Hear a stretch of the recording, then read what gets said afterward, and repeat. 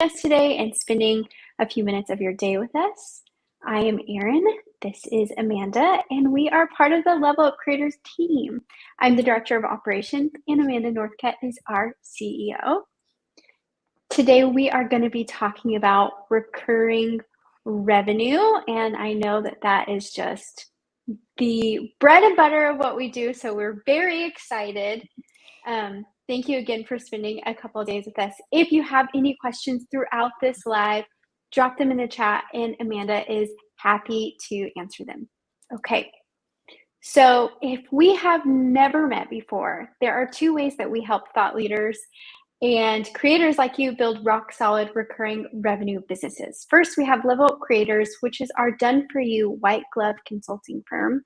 And second, we have Level Up Creator School, which is where we help a global group of thought leaders build businesses through a done with you model. Creator School includes access to our consulting team and our methodology in a way that used to be reserved exclusively for consulting clients. So we are excited to have you. Let's jump right in. Amanda, how do you help creators and thought leaders identify a value proposition that can be turned into a recurring revenue stream? That's a great question. That's actually one I got this morning from a very prominent LinkedIn influencer. It's like, there's infinite things that I could do, but what should I do? What's something I want to do for the next like 5, 6, 7, 8, 10 years? What's something that's really going to drive me and feed my soul and get me up in the morning and also provide tremendous ongoing consumable, keyword there, value to the people that I serve. And so we have a framework for how we handle this, both in when I say how we handle this, I mean like how we help a creator go from I'm not sure, to I have a clear plan of action, strong value proposition. I'm solving painful, pervasive problems for my unique community of followers. And the value that I'm providing is consumable and can be provided on an ongoing basis, therefore justifying people's ongoing monthly, quarterly, or annual payments to whatever your recurring revenue product or service is, right? So First of all, I'm willing to bet everybody listening here has started sharing content, whether it be on social media, a newsletter, podcast, whatever your top of funnel source is. And you're sharing information in between the overlap of your expertise and your area of passion. And so we want to think about like this 2-circle Venn diagram, and we want to find the middle. I bet you're already talking about that stuff. So the next piece of the puzzle that we have to find is not only the middle of the overlap between your expertise and your passion, but the third circle is what people will pay for. And we've got to find the bullseye right in the middle of the overlap of that 3-circle Venn diagram. And that really informs what your business is about, right? Like, what are you uniquely positioned to offer to not to like the world, not to everyone, because if you're talking to everyone, you're talking to no one. Your marketing message has to be so incisive and resonate with one specific audience. So find the middle of that 3-circle Venn diagram. Literally, this is actually an exercise. Sit out and like sketch out the 3 circles and fill them in with words. And we do some market testing and things like that. Obviously, we want to make sure that like that bullseye we landed on resonates with the particular group of people that we want to help, or at least that there is a group of people ready to have that problem solved.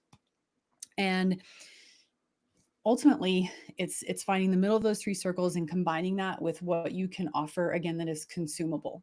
And if you really take recurring revenue down to its essence, that's what it is. It's consumable value. And there's a lot of ways that you can package consumable value. Access to you is consumable.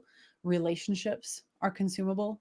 Information, content, knowledge, all consumable. This is not like a one and done kind of a thing. This is something that, within a recurring revenue product and membership community in particular, or even a small group coaching program, you've got like 3 core pieces of that. You have foundational or core content like courses, resources, recommendation, things like that. They're always there. They're available 24/7, 365 to those who pay you. And then we've got community, where you are facilitating relationships, not just between yourself and the people who are part of your community, but also people within your community with other people within the community, right? You want to kind of be the bridge between building real relationships between real humans. That's a huge part of a recurring revenue product.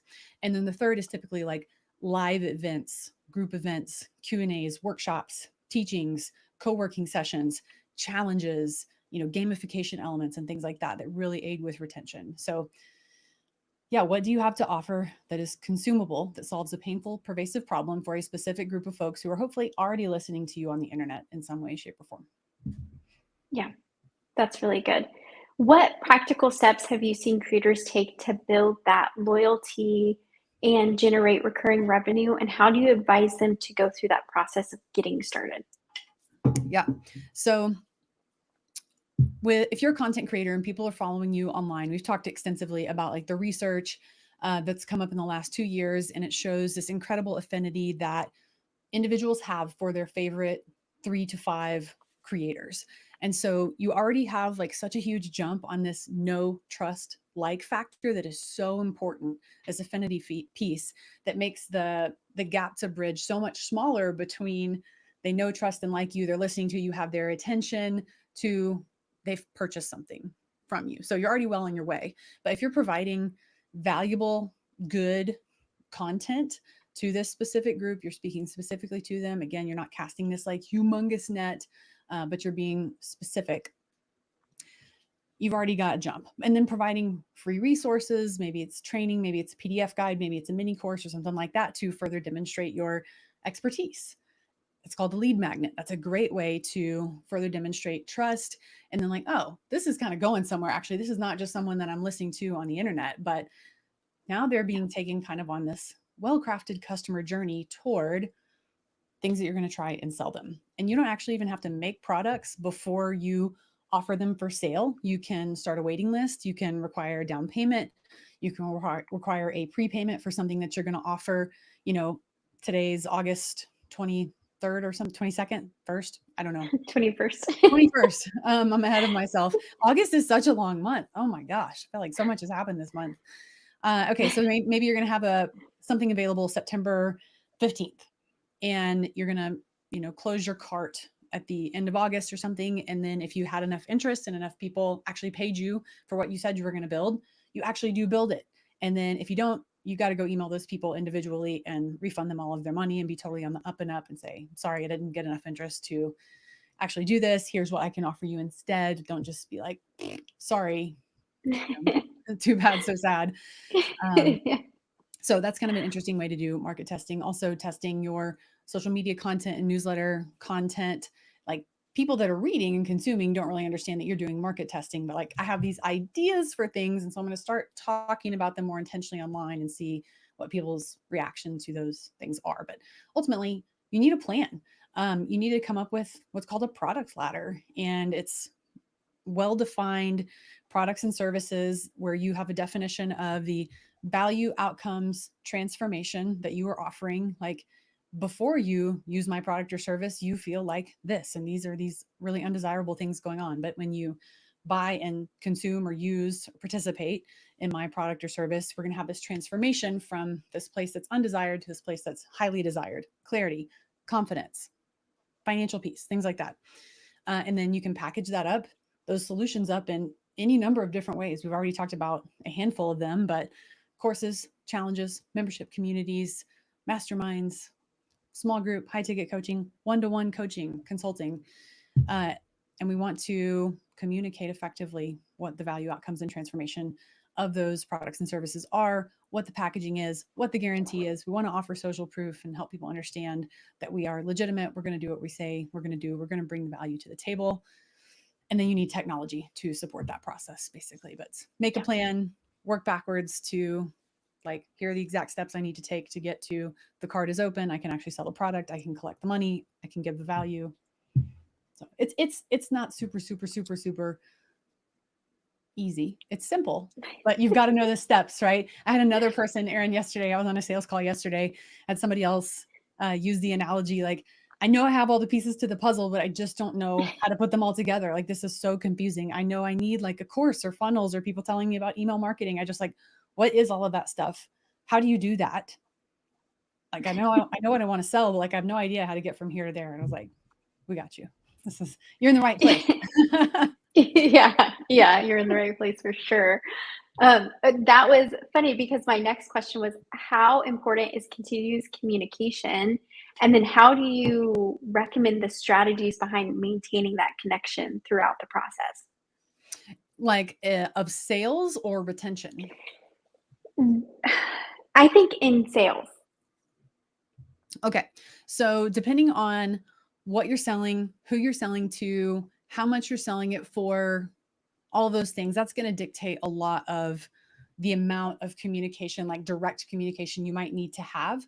Like if you have a fully automated funnel, you're probably selling a PDF, maybe a low ticket challenge or a course, or maybe a lower to mid ticket membership where you don't have to have like sales calls, for instance, like a one-to-one sales call. Maybe you're doing a webinar with a sales pitch at the end or something that's more fully automated to low touch in a one to many environment. So if that's the case, we're doing most of the work through marketing, whatever, we've gone through this whole series of tofu, mofu, bofu, top of funnel, middle of funnel, bottom of funnel. And that's like, you've got your, social media platform, LinkedIn, X, YouTube, whatever the case may be, maybe a podcast, maybe you're doing appearances on other people's podcasts. Hopefully you're writing a newsletter, you have a lead magnets. And so there's all these ways people can find you.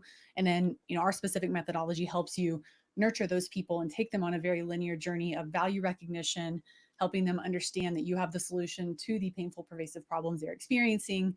And then, we're ultimately leading people to a landing page where, again, depending on the complexity, cost, how you're delivering your solution, the call to action on a landing page could be buy, it could be come to this webinar or Q&A to get all your questions answered about what the group program is.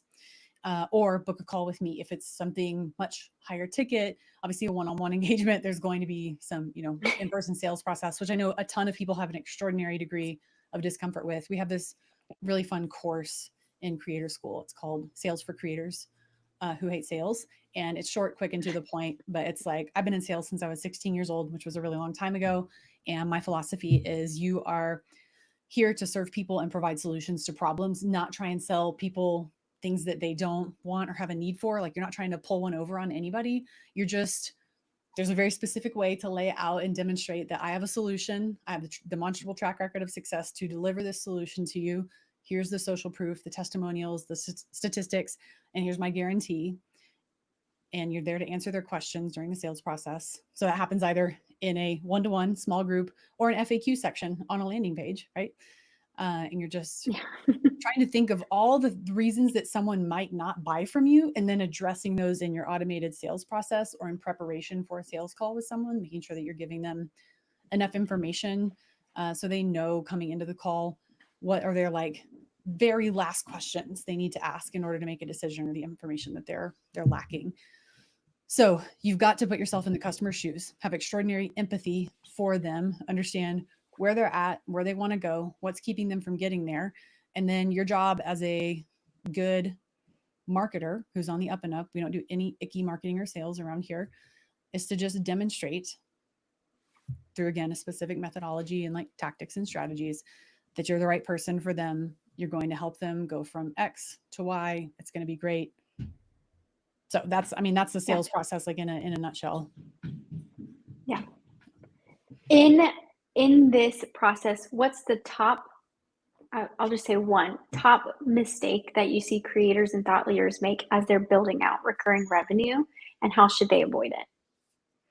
As they're building out recurring revenue, I think most problems in business can come down to not understanding your customer. Not really, really, really, really, really understanding your customer. Because if you can understand them, hopefully you have the emotional capacity to be fully empathetic to them, to think like them, to really walk a day in the life in their shoes. And then you're designing an experience for those customers, no matter what you're selling, who you're selling to. You're designing a fun, engaging, value-laden experience for someone else. And you can hit it out of the park if you really know what they need and want, and you can communicate effectively to them. So yeah, if you don't know your customer though, you're going to be like throwing spaghetti at the wall all day long and nothing's going to stick ever. It's going to be incredibly frustrating if you don't really, really know the painful, pervasive problem your audience needs solved, and how to communicate in their words and their language with empathy that you have a solution. Yeah, that's so good. Okay, well, that's a wrap for today. If you guys are interested in more information about the sales process, customer journey, you can always, of course, let us know. But you can also sign up for our newsletter because we are always giving away this advice for free. So thanks so much for joining our live stream. Be sure to follow us for more tips and insights on building a successful recurring revenue business. Next week, we are actually going to be covering the top 5 questions we get in Level Up Creator School. So give us a follow and we will see you next week. Thanks. Bye.